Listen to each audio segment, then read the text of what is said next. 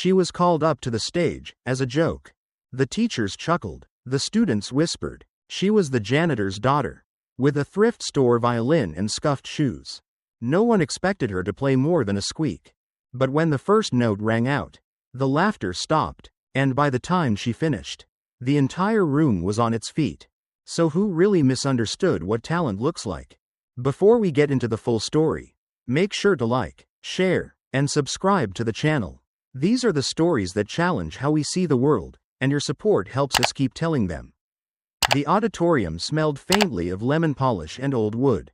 Students in pressed uniforms moved like rehearsed shadows across the backstage hallway.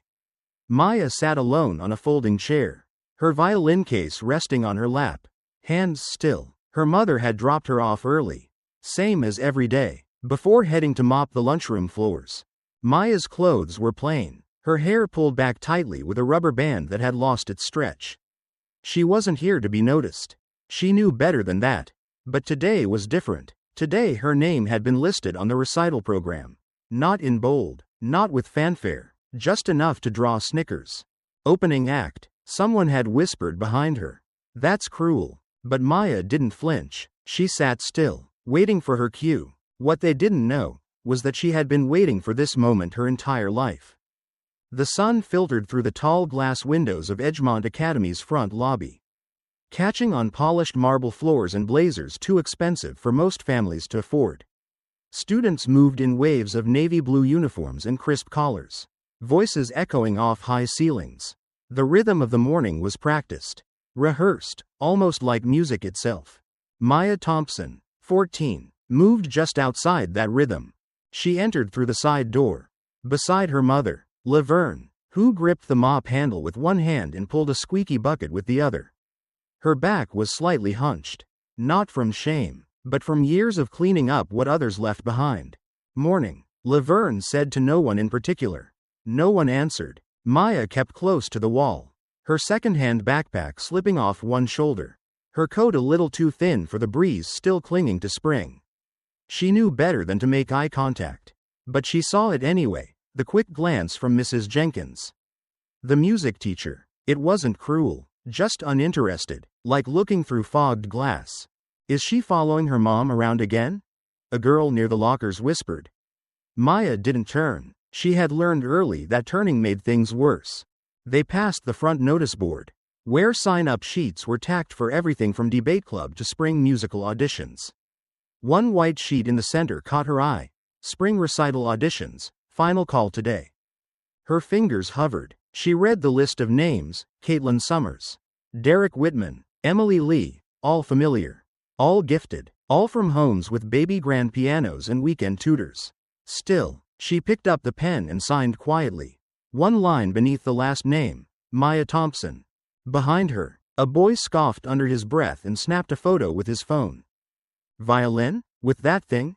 He said, eyeing the worn case hanging from her shoulder like a forgotten relic.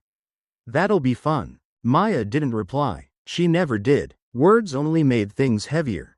Later that afternoon, while her mother stocked janitorial supplies in the back closet, Maya found a quiet stretch of hallway near the library's back exit. The sunlight came in low through a narrow window, warming the tiled floor. She set the case on her lap and opened it with the gentleness of someone lifting something sacred. The violin wasn't much. The varnish had worn off in patches, and one of the fine tuners was missing. But it held its tune, barely, and it still listened when she needed to talk. She lifted the bow. Its horsehair had snapped in places, replaced with a strand of faded pink yarn her mother had pulled from an old winter sweater. Laverne had braided it tight, like she used to do with Maya's hair when she was little. She said it would hold better than thread. As Maya pulled the bow across the strings, the sound that emerged wasn't beautiful. Not yet, but it had shape. It had fight. Each note sounded like it had crawled up from a place too many people never looked for music. Somewhere behind her, a soft cough. Maya turned. It was Ms. Grace, the librarian. She didn't say anything, didn't interrupt, just paused, book in hand, and gave a single, thoughtful nod before walking away. Maya looked down at the yarn on her bow, touched it lightly, and whispered into the silence, "All I need is one chance." And the hallway, still lit by golden light, seemed to hear her. The heater in their unit wheezed faintly, pushing lukewarm air into the cramped kitchen. Laverne sat across from Maya, her sleeves rolled up, tired lines etched deep into her hands. Dinner was simple: leftover soup, 2 pieces of bread, and some crackers from the breakroom cabinet. Maya broke hers into little squares. Not from hunger, but habit. Neither of them spoke for a long time. The silence between mother and daughter was familiar, not uncomfortable. Maya reached for the violin resting beside her chair and began wiping it down gently with the corner of an old dish towel. "I signed up today," she said softly, not looking up. Laverne blinked, then set her spoon down. "For the recital?" Maya gave a small nod. "I know it's silly. I know they won't pick me. But I just wanted to try." Laverne leaned forward, her voice low and steady. "Baby, you don't have to shine for anyone but yourself. Trying isn't silly. Being yourself, especially in a place like that, that's the hardest thing." Maya pressed her lips together, nodding slightly, but her fingers tightened around the violin. That night, after Laverne went to bed, Maya stayed up a little longer, just staring at the ceiling. In the quiet, she imagined herself on a wide stage. No sneers, no sideways glances, just the music, and someone, anyone, listening. The next morning, the mood shifted before she even walked into the music room. As she pushed the door open, a wave of conversation stopped. Maya stepped in carefully, head slightly lowered. She moved toward the back corner and pulled out the rickety chair no one ever used. Her usual spot. The others left a good 3 seats between her and the rest of the class. She wasn't sure if it was intentional anymore, it had just become routine. Derek Whitman, sitting with his polished instrument across his lap, caught her eye and smirked. "Nice to see the cleaning crew's musical branch joining us," he said under his breath, just loud enough for a few of his friends to chuckle. Maya said nothing. The joke didn't hurt the way it used to. It was like background noise now. When she pulled out her violin and opened the case, the familiar creak of old wood echoed in the room. A string buzzed slightly. The bow let out a faint snap as she adjusted it. One of the hairs had come loose again. Mrs. Jenkins glanced over, eyes narrowing briefly. "Try not to make a mess of the warm-up, Maya," she said as she turned back to the piano. The words weren't cruel, just dismissive. That was worse. Somehow, Maya tightened her grip on the neck of her instrument. She took a breath, slow and quiet. The class began tuning. She followed along, doing her best not to draw attention. As notes floated through the air, some off-key, some impatient, Maya drifted. Her hands kept moving, but her mind was somewhere else. In her thoughts, she was standing at the front of the stage, spotlights overhead, holding a violin that didn't rattle. The bow was smooth and new. She was wearing something simple but elegant. The room was still. The audience leaned in, waiting. She imagined someone in the crowd. Maybe a teacher, maybe a stranger, whispering, "She belongs here." Back in reality, she dropped her bow. It clattered loudly against the linoleum. Laughter burst out from the side of the room. Maya quickly bent to pick it up, cheeks burning. Class ended without another word to her. As students filed out, talking excitedly about solos and setlists, Maya lingered by the bulletin board outside the classroom. The updated recital program had been posted. She scanned the list. First, second, third performers, her name. But it wasn't grouped with the others in the ensemble or even listed among the alternates. Instead, it sat alone at the top, under the heading, Opening Act. Her breath caught. It wasn't an honor. They wanted her to start the show, to amuse the crowd. To be forgotten before the real music began. She stared at the page, lips parted, then her eyes dropped to the yarn-wrapped bow peeking from her case. Her fingers touched it lightly. "They think I'll be the joke," she whispered, but the corner of her mouth didn't fall. Not quite. She turned and walked away, violin case firm in hand, as if carrying something heavier than wood and strings. Thursday afternoon settled heavy over Edgemont like a wool blanket that no one asked for. The spring sky had gone gray, and the light filtering through the tall windows had lost its warmth. Inside the main music building, students bustled between practice rooms and rehearsal halls, tuning strings and tuning out people like Maya. She had barely stepped into the corridor when Mrs. Jenkins gestured toward the storage room. A clipboard in hand, "Maya, You'll be helping with the instrument closet today. Apparently someone knocked over the score stand this morning. There was no accusation in her voice, just certainty. Maya didn't argue. She knew the stand had already been teetering. She also knew that being the one who noticed made her the one to blame. She walked to the back hallway without protest.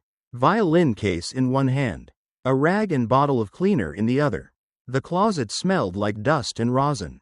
She kneeled, slowly wiping down the shelves. Her case propped nearby like a small, silent companion. In that tight space, the world outside the practice rooms felt far away. But not for long. A sound broke through the quiet, a soft argument. Low but sharp, just down the hall. Maya paused, still crouched, and listened. I said don't touch it. Loser. You broke it. Give it back. She stood up slowly, wiping her hands on her jeans. Peering around the doorframe, she spotted a small boy, maybe 11, holding a cello with one broken tuning peg. 3 older students towered over him, one of them laughing as he mimicked the wobble in the boy's voice. Kevin. She'd seen him before, quiet, always polite, always alone, probably another scholarship kid. Maya's hands clenched for just a moment. Then she stepped out. Hey, she said, her voice soft but steady. You all right? Kevin blinked, clearly embarrassed but grateful. He didn't speak. The older boys looked at her like she'd wandered into the wrong cafeteria. This your big sister or something? One smirked. She looks like she works here. Before she could say anything, footsteps echoed. Mr. Monahan, a senior music instructor with a tie that always sat slightly crooked, rounded the corner. He caught sight of the group, then narrowed in on Maya. Ms. Thompson, why aren't you where you're assigned? Maya instinctively lowered her eyes. She was helping me. Kevin interrupted, voice small but insistent. Mr. Monahan's jaw tightened. Maya, I expect you to respect your assigned duties. Please return to them. She nodded. Yes, sir. But before turning back, she looked at Kevin and whispered, bring it to the back room after school. I might be able to fix it. That evening, after everyone else had left and the building had fallen into its usual after-hours hush, Maya returned with her violin case and an old pencil box filled with odd supplies, wood glue, clips, rubber bands, even a small clamp. Kevin met her just inside the rear hallway, clutching the cello like it might disappear. Are you sure? He asked. She smiled. I've fixed worse. They sat together on the cold floor, knees nearly touching. Maya worked slowly, speaking only to explain what she was doing. Kevin watched silently, the way someone watches someone else make something out of nothing. When she was done, she tightened the clamp and handed it back to him. Let it sit overnight. He stared at the cello like it had come back from the dead. Thanks, he said. Really? After he left, Maya stayed behind. The hall was silent, but not empty. Something about that stretch of dimly lit tile always reminded her of waiting rooms, of spaces between things. She opened her case, adjusted the pink yarn on her bow, and began to play. The music wasn't loud. It didn't need to be. It rose gently, like breath, filling the corridor in soft swells. A slow passage from a Dvorak concerto, just a phrase she loved. No reason other than that it made her feel awake. She didn't know she was being watched. At the far end of the hallway, just beyond the bend, Ms. Grace stood with her phone lowered slightly, having already captured a few seconds. She didn't plan to share it. Not yet. She just wanted to remember the way Maya played when no one was asking her to prove anything. Because in that moment, Maya wasn't trying to impress anyone. She was just making something true out of the silence. And sometimes, that was the most powerful sound of all. Saturday mornings at Edgemont were usually quiet, even peaceful. The stone steps were still cool from the night air, and the dew hadn't yet dried from the hedges lining the main walk. Maya arrived earlier than she needed to, violin in hand, wearing her best attempt at a performance outfit, a clean white blouse, ironed jeans, and a thin sweater that barely kept out the breeze. But something was wrong. She could feel it before she saw it. 2 girls whispered near the entrance, not even trying to lower their voices. A boy laughed as he passed. Looking over his shoulder, she caught fragments. Cleaning crew. Opening joke. Wait till they see. Her chest tightened, but she kept walking. Then she saw it. The bulletin board beside the main hallway had a new posting. A large printed sheet, taped crookedly over the school crest. Janitor's daughter makes her debut. Don't miss the opening act. Beneath it, a grainy photo of her violin, snapped from behind, probably taken in secret. The caption scrawled below in marker, "Bring earplugs." She stared at it, not moving, not blinking. A door creaked nearby, and Maya turned to see Kevin. He froze when their eyes met, then quickly looked away. His hands were in his pockets. Head low. Without a word, he turned down another hallway. Maya didn't follow. When she reached the library, the doors were locked. Ms. Grace's cart wasn't in its usual place by the front desk. A single book sat on the windowsill, as if it had been left behind in a hurry. In the music room, Mrs. Jenkins sat at the piano, flipping through sheets with mechanical precision. She didn't look up when Maya entered. "You can sit in the back today," she said, voice low but pointed. "We don't need to rehearse your part anymore." Maya stood still for a moment, long enough that one of the students looked up from tuning and frowned. But she said nothing, just walked to the back, placed her violin case on the floor, and sat down. No one sat beside her. Later that afternoon, the auditorium hummed with last-minute preparations. Students changed into black and white formal wear, tuning instruments and nervously rechecking music stands. Backstage was a maze of tangled chords, soft laughter, and rehearsed smiles. Maya waited near the curtain, her name still on the printed program posted by the stage door. First on the list, alone at the top, Derek passed by with his phone out, filming a group selfie with his friends. He stopped, grinned, and angled the camera toward her. "Don't forget to smile when you play," he said. "This is going live." Someone behind him chuckled. Maya turned away, brushing invisible dust from her sleeves. A soft squeak echoed behind the curtains. Laverne had entered quietly from the side corridor, still in her cleaning uniform, mop propped against the wall. She wasn't supposed to be there, but she had heard the whispers, the laughter, the rumors, and now she stood half hidden in shadow, watching her daughter from a distance, fingers clenched around her rag. Maya caught her mother's eye. Laverne nodded, just once, not in encouragement, not in pride, just acknowledgement, as if to say, "I see you, and I know how hard this is." Then something unexpected. Kevin appeared by the stage steps, phone in hand. He looked nervous, glancing from Maya to the hallway and back. He opened his mouth as if to speak, but instead, he turned, walked away, fast. Maya watched him go, then looked down at her violin. The yarn on the bow was beginning to fray again. She picked it up carefully. "It's okay," she said, quietly, to no one in particular. "I'll still play." She didn't know who would be listening, but that never really mattered.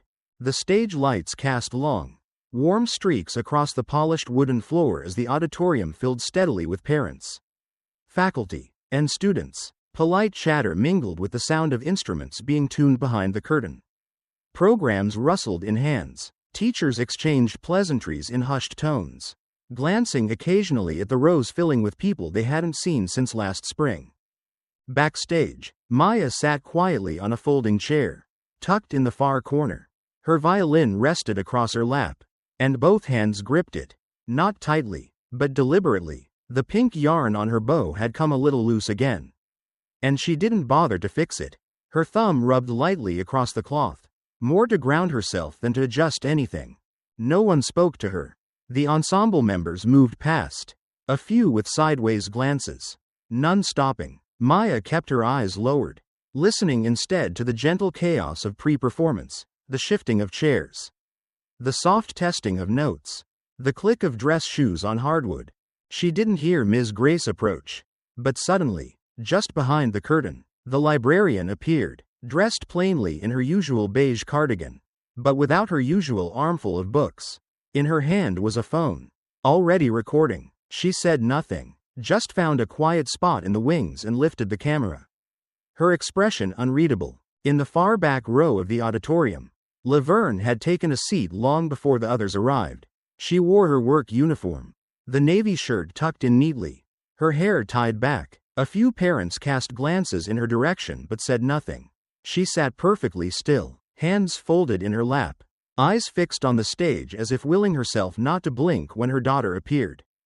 The lights dimmed slightly. A hush settled. The MC stepped up to the microphone and smiled stiffly.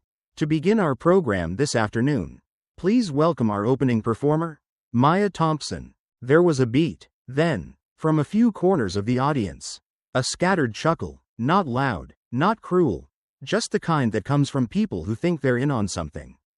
Maya stood. She smoothed her blouse with one hand, picked up her violin with the other, and walked onto the stage. She didn't bow. She didn't smile. She just nodded once, acknowledging the room like someone opening a door, not expecting a welcome. The lights shifted slightly, centering on her. In the first row, Daniel Whitmore, silver-haired and sharply dressed, sat with his coat folded neatly across his lap.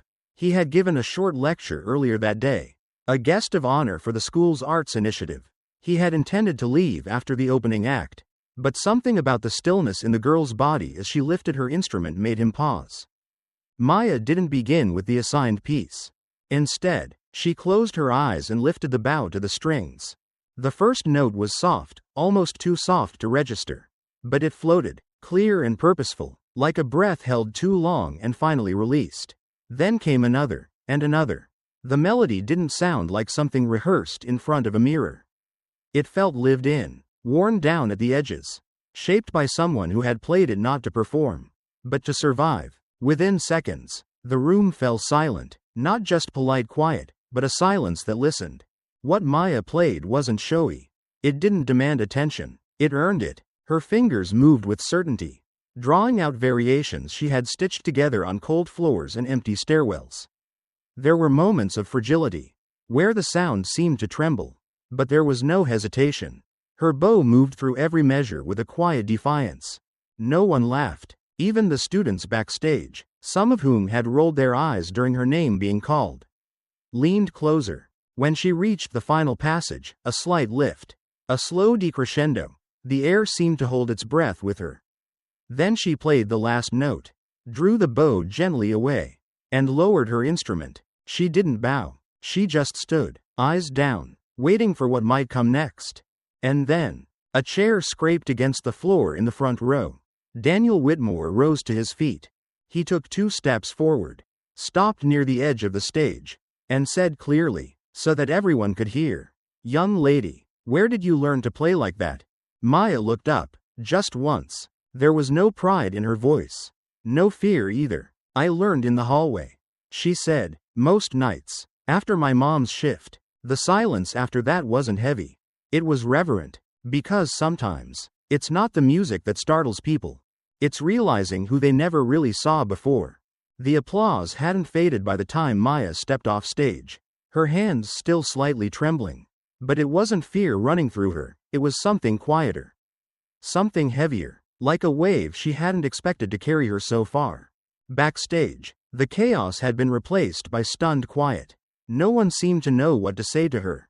She walked past them anyway, her bow still warm from the last note. Her mother was already waiting by the exit doors, standing upright, not clutching a mop, but standing like a mother watching her child come home from something unnameable. "I'll be right back," Maya said. Laverne only nodded, her lips pressed together, eyes shimmering with tears she hadn't let fall in years. Someone touched Maya's elbow gently. It was one of the faculty assistants. "Mr. Whitmore would like to speak with you." They led her to a side room behind the auditorium, one usually used for costume changes or quiet reflection before a solo. But today it held a single chair and a small table. Daniel Whitmore was already seated, his hands folded loosely, his face not stern, but watchful. "You played with something that can't be taught," he said after she sat. "And you didn't play what was assigned." Maya opened her mouth to apologize, but he raised a hand. "That's not a complaint. That's an observation." He leaned forward slightly. "You've had no formal training?" "Only what I taught myself," she said. "In the hallway, at night." He exhaled through his nose. "There's rawness, but it's honest. We don't see that much anymore." He reached into his coat pocket and took out a small, creased card. "I'd like to sponsor you, on a trial basis, at the conservatory. You'd have to audition formally, of course. But I'll make sure you're seen. Really seen." Maya stared at the card. There's a cost, he said, as if reading her hesitation. Not money, but attention. People will look, some will applaud, some will resent you for being noticed. She nodded slowly, eyes flicking to the door where her mother waited. I'm not asking you to decide now. Just know that what you did today won't go unnoticed. Not by them, he said, motioning toward the direction of the audience. And not by people like me. As she stood to leave, the door opened quietly. Ms. Grace stepped in, holding something in both hands. A notebook, small, frayed around the edges. The kind of thing that held more meaning than value. I kept this when I thought I'd be a writer, she said, placing it in Maya's hands. Never became one, but maybe you'll use it better than I ever did. Maya opened it briefly. Inside, the first page read, in faded ink, begin anyway. She didn't speak, she just hugged the notebook to her chest. Outside the door, the hallway wasn't as silent as before. Students were talking again. A few glanced up as she passed. Derek was leaning against the wall with his usual crew. But something in their posture had shifted. They didn't sneer. They didn't cheer either. Just looked, almost respectfully. Almost. Maya passed them without slowing. But she caught Derek's eye. For the first time, he looked away. At the end of the hall, Mrs. Jenkins stood beside Mr. Whitmore, shaking his hand. Her expression was polite, composed. When her gaze met Maya's, it faltered for the briefest second, just long enough for Maya to notice the shift. Not guilt, not pride, just discomfort. That following Monday, the school hosted a special assembly, a recap of the spring recital, an acknowledgement of student achievements, a nod to the presence of Mr. Whitmore on campus. The auditorium filled again, though the mood this time was lighter, more expectant. Maya stood backstage, holding the small notebook in one hand, her violin not with her for once. One of the assistants handed her a printed program and whispered, "You're on after the introductions." Short speech, just a few words. She nodded. A folded slip of paper had been tucked inside the program. It wasn't signed, but she recognized the handwriting. Better to stay quiet. Don't stir things up again. You got your moment, don't ruin it. Maya stared at it, then folded it once, twice, and slipped it into her pocket. Not to keep, but not to throw away either. The curtain shifted. Her name was called. She stepped forward. The stage lights didn't feel quite so hot this time. The silence wasn't so sharp. She looked out over the crowd, teachers, students, a few parents, her mother in the back row, Ms. Grace near the side door, Mr. Whitmore, watching without blinking. I don't have anything to prove, she said, voice even, but there is something I need to say.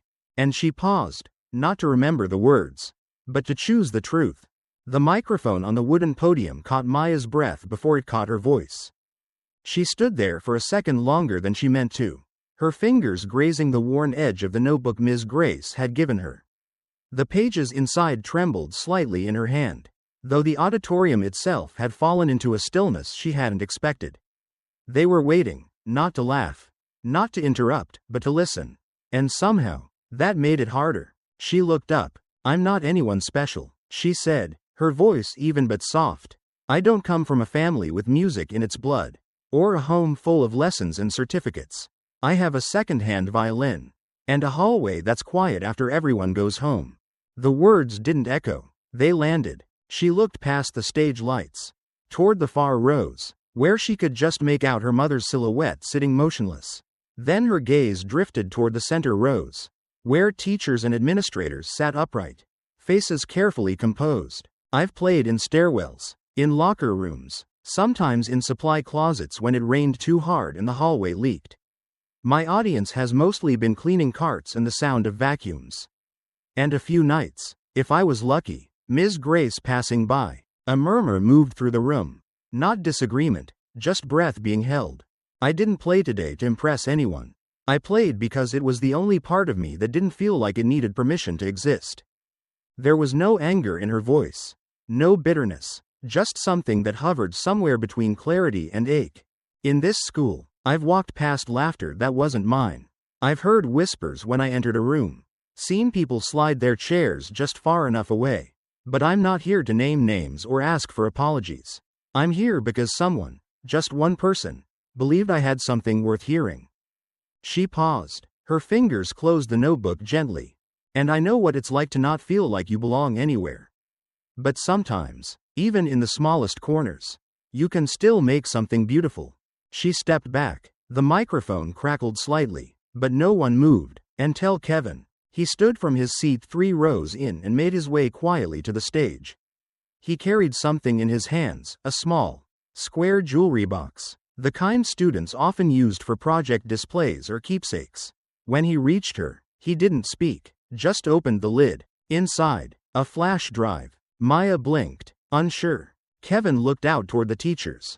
Can we play it? The MC, surprised, glanced toward the audio technician. The tech shrugged, nodded, and took the drive with a puzzled look. A few keystrokes later, the auditorium lights dimmed slightly as the projector behind Maya came to life. The video wasn't long, just under a minute. It showed Maya in the hallway, her back to the camera. She was crouched beside Kevin, adjusting his cello posture with the same quiet care she used on her own violin. Her hair was pulled into a loose bun, strands falling as she leaned forward.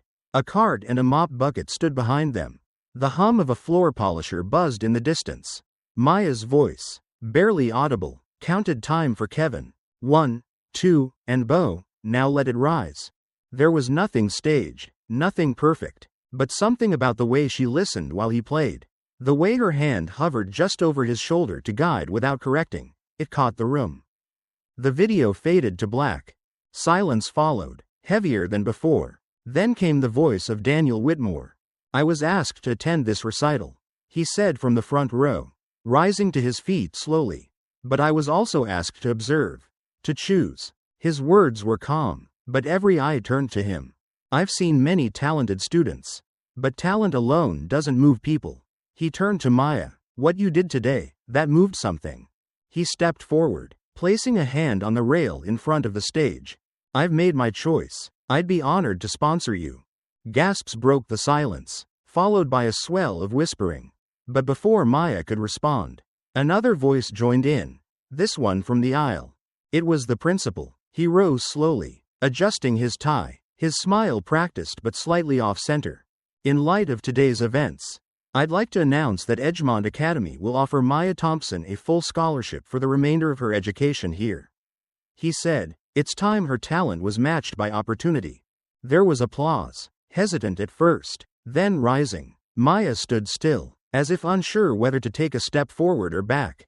Somewhere near the front row, Mrs. Jenkins sat motionless. She did not clap, her eyes fixed on her lap, her mouth a tight line. She didn't protest. She just quietly stood up and left the room. Maya noticed, but she didn't watch her go. Her gaze returned to the back row, to the woman in the navy uniform who hadn't moved, who hadn't made a sound, but whose presence filled every corner Maya had ever played in. Maya didn't smile, not yet, but something inside her had already begun to loosen. The late spring sun poured over Edgemont's campus, casting long golden streaks across the front lawn where folding chairs had been neatly arranged for the graduation ceremony. Staff carried trays of bottled water. Students buzzed around in gowns too big for their frames, and parents straightened ties and smoothed dresses. The usual excitement was in the air, but so was something quieter, something deeper, the kind of pause that follows a moment people knew they'd remember. On the front bulletin board, next to the display of college acceptances and framed photos of debate champions and varsity athletes, a new frame had been added, smaller than the rest, simple wood. Inside was a photo of Maya, holding her violin not in a performance pose, but laughing beside Ms. Grace in front of the library. Beneath it, a line in gold script. Student of Honor, Maya Thompson. Recipient, Juilliard Preparatory Scholarship. Students walked by and paused. Some smiled, some nodded, then continued on their way. A few just stared a little longer than they had the month before. Inside the library, Maya stood across from Ms. Grace. The notebook, worn now, with a folded corner and pencil marks along the margins, rested between them on the counter.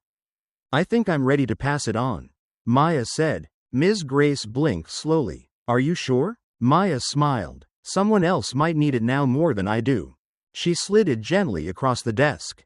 In the music room, The tuning of instruments filled the air in small, bright tones. Maya leaned over a tiny figure, a fourth grader, no taller than her violin case. The girl had wide, nervous eyes and a lunch badge still hanging from her neck. Her instrument was chipped and the pegs refused to stay in place. "It's okay," Maya said. "You don't need a fancy violin to play something beautiful. You just need to know what you're trying to say." She adjusted the girl's grip, then took the bow and wrapped a soft piece of pink yarn around the edge. "This belonged to someone very important to me," she whispered. "It'll hold." The girl looked up at her. "Did you win something?" Maya laughed, not loudly, but with warmth. "Not yet," she said, "but I found something worth holding onto." Later that afternoon, the sun dipped low enough to cast long shadows through the east hallway windows. Maya walked slowly past the place she had once played alone. Night after night, the corner hadn't changed much, still dim, still echoing with the faint scent of floor polish and old heating vents. But now, on the wall above the baseboard, a small plaque had been installed. Bronze, with simple engraving. This hallway once held the music of a dreamer. No lights, no stage, just courage. She stood there for a while, not reading it again, but remembering what it meant to see it for the first time. From the far end of the hallway, her mother watched. Laverne now wore a different kind of uniform, still navy, but with the school emblem stitched cleanly across the chest, her name embroidered beside it. She carried no mop today, just a clipboard and a walkie-talkie. But it wasn't the uniform that had changed her, it was the way she stood. Not tucked into corners anymore, not small. When Maya caught her eye, Laverne smiled, the kind of smile that doesn't need words. Just pride, steady and quiet. As the last chairs were folded and the last cameras packed away, Maya stepped out the school's main gate. The street was calm, the sky slowly turning amber. She had no rush in her steps, no ceremony left to attend. That's when she saw him. Daniel Whitmore stood beside a parked car, wearing the same charcoal coat, though it hung more loosely now in the breeze. In his hand, a single envelope. Inside, a concert ticket. "New York is ready for you," he said, offering it without flourish. "You'll play with students from all over the world. You'll be challenged, but you'll belong." Maya took the envelope, running her fingers over the edge. He looked past her, toward the school building. "But don't forget where your music began." She glanced back, to the hallway, to the plaque, to the faint glimmer of a pink thread wrapped around a bow. "I won't," she said. Then she folded the envelope, tucked it gently into her bag, and walked forward, her steps steady, each one echoing just faintly, like the music she once played in silence. Still ringing softly somewhere behind her. She didn't raise her voice. But somehow, the room got quiet. A hallway, a worn bow, a girl no one was watching, until they couldn't look away. Funny how truth doesn't always arrive with applause. Sometimes, it enters softly, through a doorway no one held open. Not all victories are loud. Some come quietly and stay. If this story stirred something in you, a memory, a question, or even just a pause, subscribe to Undercover Truths for more stories that echo long after they end. Thank you for watching.